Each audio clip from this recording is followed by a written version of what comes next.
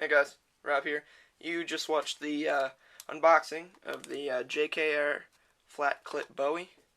It's a cheap knife, around $26, but for cheap knives, this would be considered, in my mind, one of the best. Picked it up for a friend, so I'm just doing a review for it, but I ordered it to my house. It's illegal where I live, so, and yeah, I'm just ordering it for a couple friends ordering knives. It kind of looks like the Team Fortress 2 knife. Not a lot, but a little. Really, really nice knife, in my opinion. I picked this up at Knifezilla, or their sister website, PVK. Really, really nice knife.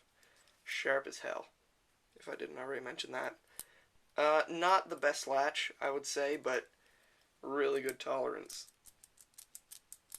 Actually, okay, not the best, but better than my other knives, or one of my knives.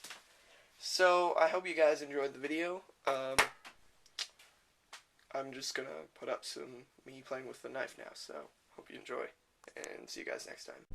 We are Prodigy.